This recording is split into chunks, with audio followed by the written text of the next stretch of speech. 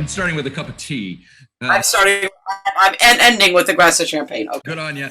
Well, it's very, very nice to meet you virtually, as and whatever works. So, and congratulations on the new album. It's.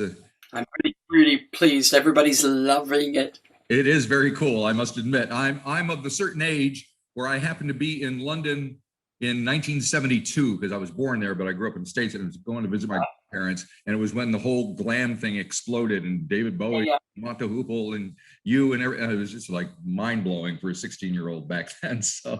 That's the funny thing. I'm not even glam. That's strange. If you watch the documentary, it says that. But because I started to have hits in that era, I got lumped in on.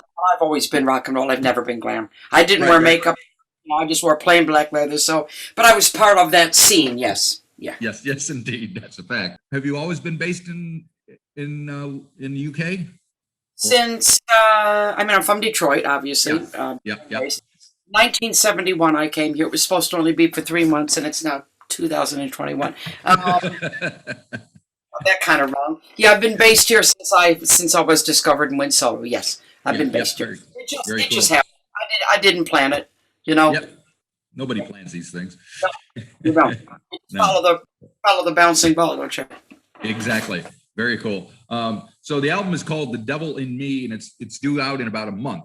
So. Yeah.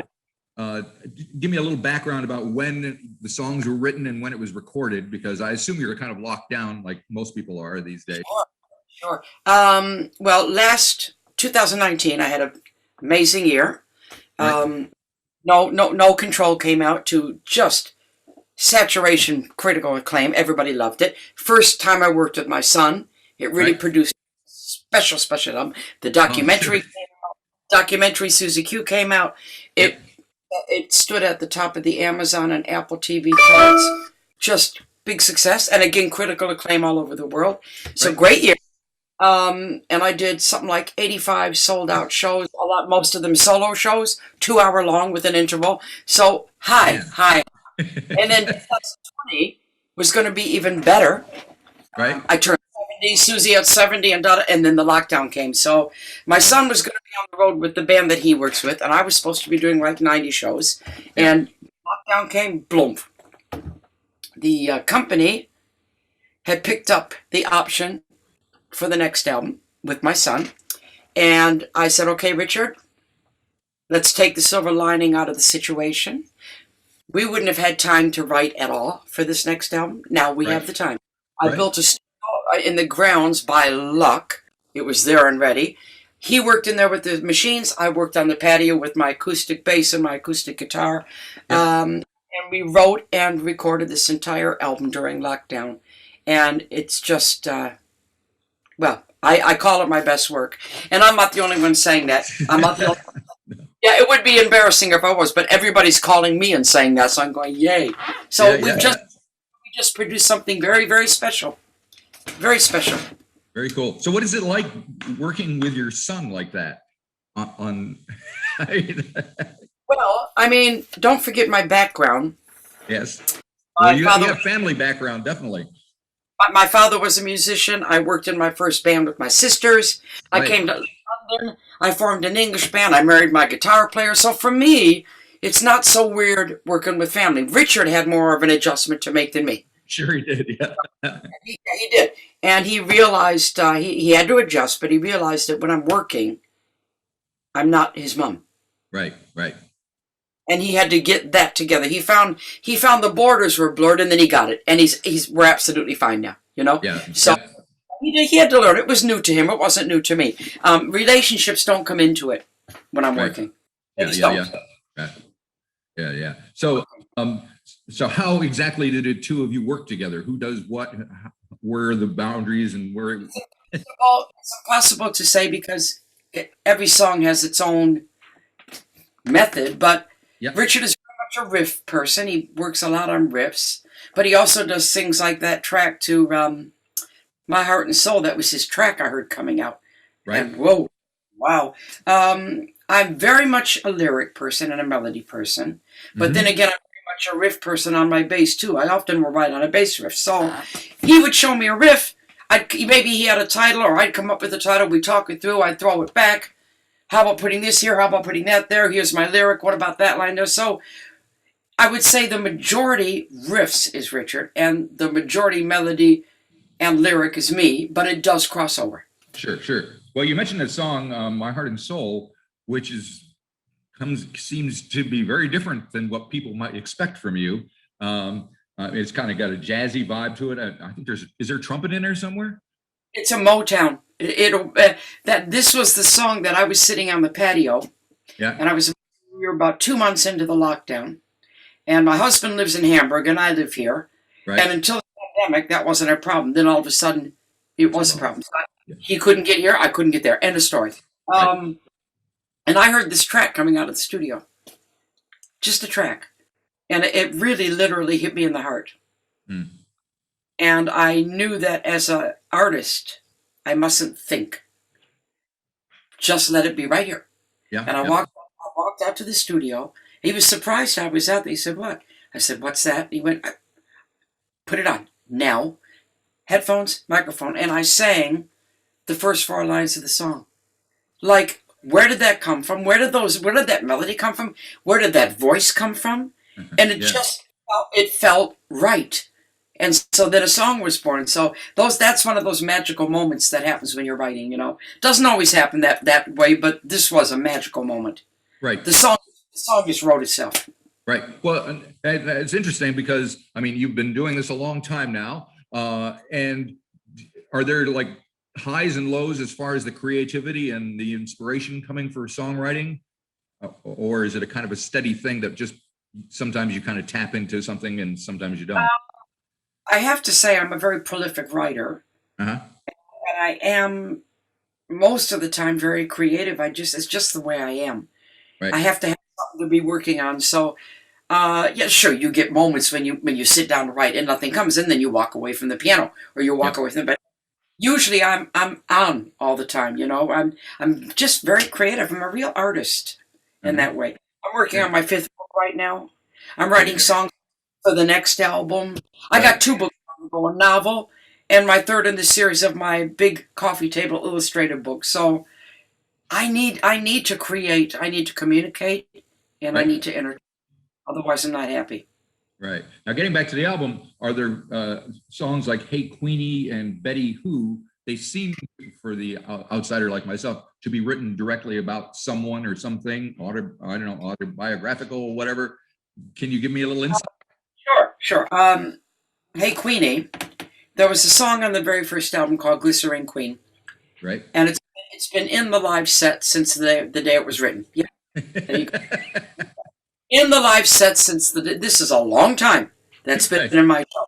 And my son always particularly liked that. And it was a true story about a transvestite that came into our dressing room. And my ex-husband, Richard's father, he said, "Hey, man, do you take glycerine? And glycerine is what you put on your body to look sweaty." And the transvestite said, "Yeah." So he put it in his beer and he drank it down, and we wrote a song about it.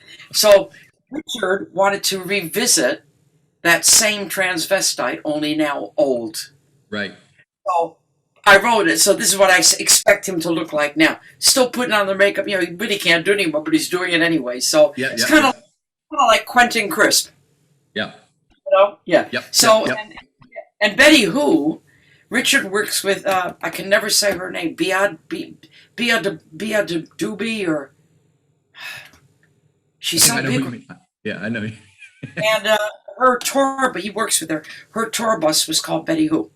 And Richard came up with this riff, and he said, "I'd like to call this Betty Who." I said, "Why?" He said, and he told me that it was the tour bus. I said, "Okay, let me take it away." And I put it on my computer and started playing with it. And I made it about a groupie. Yeah. Okay. Called Betty Who. Very cool. I love that. You get the gist. Yeah, Betty. Yes. Over and under. Easy over and under. Okay. So it's done with a sense of humor, Cool. Very cool. Now, there is a song on the album called "Isolation Blues," which seems incredibly prescient at the moment, with everybody kind of locked down and in isolation. Obviously, it's good with people. Tell me a little bit about where that came from. It was one of those songs. I mean, Richard had this blues idea, And he said, why don't we do a song called Lockdown Blues? And I said, I will play with that, but I'd like it to be called Isolation Blues. And then I wanted it to be very real, you know. And I sat on the patio and I just thought about everything I was feeling. And I really dug deep. Yeah. Everything I was feeling, you know. And when people hear that, they say, my God, you hit it the nail on the head. What we're feeling. So it really has captured, it's captured the lockdown. Yeah. Very cool. There's another kind of bluesy track called Love's Gone Bad. Saxophone in there. It's a beautiful, beautiful track. So. One of my favorites because it captured a vibe. Yeah. It captured a vibe. I just love it. I always say it to the guy. I guess maybe it's even my favorite track on the album. Oh. It's unusual. It's one of these. You float on it, don't you? Yep. It's kind of smoky. And I remember when I was putting down the vocal to that, my son kept saying, because I'm a huge Billie Holiday fan, he kept saying, channel your Billie Holiday, Mom. Channel your... And so he said, pretend you're in a supper club. And I did. Yeah. That's pretty cool. Little piano player and sax man. I was there. Yeah. That's pretty cool. And I'm wondering, when you're recording and you're doing all sorts of different styles of music within... And a lot of people have a preconceived notion of who you are and what you're supposed to sound like. So do you deal with that internally? Do you think about that, or does it not matter anymore? After this long in the business, I don't have any boundaries. Right. I don't have any to prove. Everybody knows I do rock and roll. Everybody knows I can scream. Everybody knows I can nail that. I am just having fun. I am just letting myself create. No boundaries. But I have a bar, you know. I've set the bar, and I try to keep my level up there. Right. You know. Yep. I take it seriously. Are you missing performing though? Oh, are you kidding? Is the Pope Catholic? Jeez. Who knows these days? One time said, is the Pope Italian? And somebody said, no, he's German, actually. I went, oh, Christ. Yeah. Luckily I'm creative, but boy, oh boy. When you've been doing something 57 years, that's the air I breathe, you know. That's where I get my joy from, my gigs. So yes, I'm missing it a lot. But I'm not dying from it. I'm turning it into creation. Yep. That's very cool. You got to go for it. And there's kind of an introspective tune near the end of the album called In the Dark. That's a weird one, isn't it? Yeah. That's another vibe one. That's very what we're going through again. It's sort of it feels like that, doesn't it? Yeah. That's what it feels like. That's where I was when I wrote that. Like, oh my God, where's the light? Yeah. We're very much groping for something to hang on to, you know? Yep. Well, you mentioned you're 70 years old, and, you know, nobody back in 1973 or 72 would have thought that any of us would be doing anything like this when we're in our 60s and 70s, and the second nature almost. Yeah. Do you ever think about, I just can't keep doing this, is ridiculous, or is no? No. That's the honest answer. No. I spent my whole life honing my craft, getting good at what I do, staying real, making sure I was delivered. Every show, I never go on and don't deliver a show, and each show was a new one. And I've still got so much more to say. You know, when you play, not this New Year's Eve, the one before this, I played for 14,000 people. Why the hell should I stop? Yeah. No is the answer. No. A big no. Yep. I'm happy. Yeah. Now, when of course, back in the day, when you were starting out, there were very few female rock and rollers. I mean, there weren't any. You can pretty much count them on one hand, maybe. There weren't anybody doing what I was doing. I did not have a role model. Right. Yeah. There was not anybody that I could say, oh, I'd like to do what that didn't exist. Yeah. And I knew that I knew it from way young. I didn't belong anywhere. I couldn't find the place I fit. Like a square peg in a round hole. And I knew very young that I had to make my own place. Carve out my own niche. And this is what I did. And I didn't do it because I wanted to show what women could do. I did it because this is who I was. Right. And then that blew the door down, which is great. But I can't I knew what I was doing. I knew that I couldn't fit anywhere. That's all. So I was sticking to me. Right. Yep. Yep. Yep. I mean, I can't imagine you must have paved the way for like the Runaways and, all these. Yeah, they all came after, which is great. That means I mean, Jonah's one of my biggest fans. I'm sure. Yeah, sure. She says so. She said in the documentary, she had Suzi Quatro wallpaper. So cute. Of course she does. Nice girl, right? And she was very sweet in the documentary. Very, very sweet. Once the door was open, thank goodness people walked through it. Thank goodness. I mean, I had to just be who I was and not take any prisoners. Just here. I was going here. Right. But I didn't do gender, and I didn't know what I was doing. I was just simply sticking to me. Yeah. So do you watch how women are treated in the biz these days? There's people like Lana Del Rey that are in, Beyonce, anybody. They all seem to kind of have to deal with the fact that first and foremost, they're female before they're considered an artist. They have to prove themselves more than men do even now. I never have had that attitude. Right. I just don't do gender. Right. I just believe that you have a duty to yourself to find your little light and switch it on. There you go. I'm very uncompromising about who I am. And I give this advice to people. No, nobody tells me what to do. Nobody ever has. I'll bet. Most even said one time, nobody tells Suzi what to do. You may suggest. And I kind of went, guilty. Fantastic. That was a good line. I got to watch my time because I got another one at 8 o'clock. Same here. Have you been back to Detroit at all lately? Lately, a lot. In the last 10 years, I had my 60th birthday there. Yeah. At Detroit casino there, Motor City Casino. I had my 5th birthday there. Yeah. I did 3 different radio programs with BBC, big documentaries. I went back to get my award, my Michigan Hall of Fame award. I went back and did a Dick Wagner charity concert. Nice. So I've been back in the past 10 years about 7 times. Right. Is it a similar vibe to when you were growing up there, or is the city kind of going down? Detroit is Detroit. Yeah. And nothing will ever change. That's good to know.